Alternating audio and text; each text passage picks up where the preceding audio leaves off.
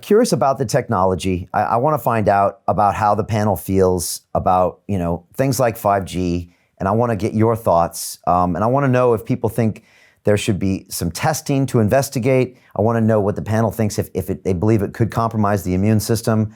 Can I just get your thoughts, Dr. Buttar, and then I'd love to get a vote to see how people feel. Absolutely, Brian. So Dr. Mark Hoke is holding up a sign. It says Nuremberg Code, voluntary informed consent.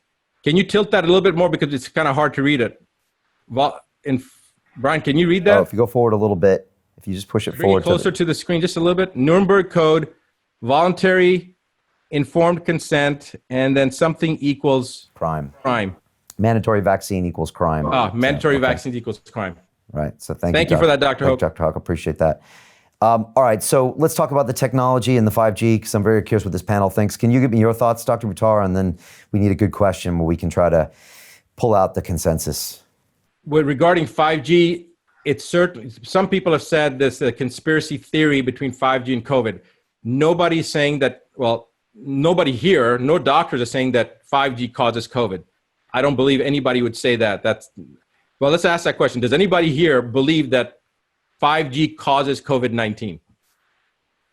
Let's take a look at hands. See that there's nobody, nobody's holding their hand up. Just hold them up if you do. I just want to get through and screen through this and just see if anyone thinks that.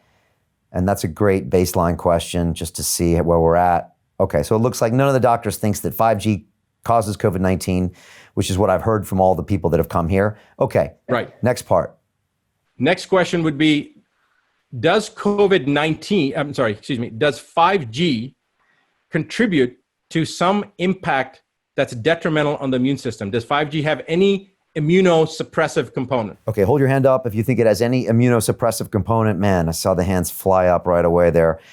Okay, keep those hands up. This is super important. Scrolling through here, I'm seeing everybody on page 2. I'm seeing everybody on page 1 for me. And if it's for some of you guys, because of your screens, maybe you can put your hand up right in front of your face. Perfect. That's right in front of your face. If you keep those hands up. Okay, again, I'm shocked that almost every doctor on this panel thinks that 5G has something to do with. Well, there's a Dr. Stephen Thane that says I'm unfamiliar with 5G. Okay. So there may be some people that are unfamiliar with 5G. Stephen Thane says I'm unfamiliar with 5G. There's a couple that said don't know, and that's fine. That's fair enough. That's a fair question. Some doctors know. There's 2 of them that are saying that they don't know that I've seen so far, but pretty much everybody else is saying it. So, Brian, can I just add one little component to that real quick? Please. There have been over 2,000 studies done that show the detrimental effects of this new technology. So the 5 millimeter wave, the stuff that we have to go through when we go through TSA, for example, I'm going to be interviewed tonight regarding a declassified Russian governmental document that shows that they knew the detrimental effects of this 5 millimeter technology as far back as the 1980s. And we have a US naval document that shows in 1971, the research that was done on the 5 millimeter, how dangerous it was. But TSA always tells us not to do, there's nothing to worry about. I can tell you that I felt so good when I started seeing this information because I have never gone through those 5 millimeter, where you raise your arms up and go through security. I have never gone through that. I've missed 2 flights. I always get a pat down. I always get a free massage, by TSA going through that scenario.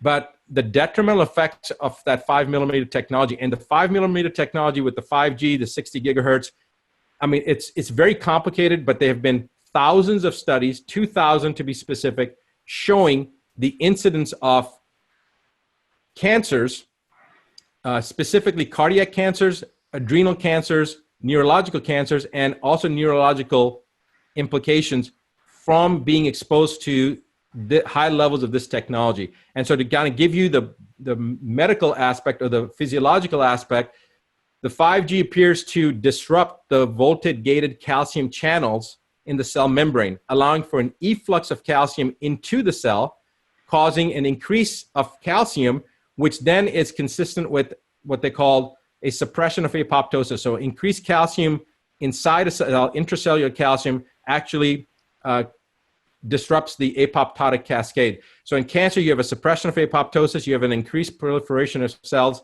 of uncontrolled cellular proliferation, and these are all consistent with cancer, which explains why with the studies that have been done at 1.8 gigahertz, that's 1.8 gigahertz is equal to 1.8 billion hertz, you start seeing these cancers occur.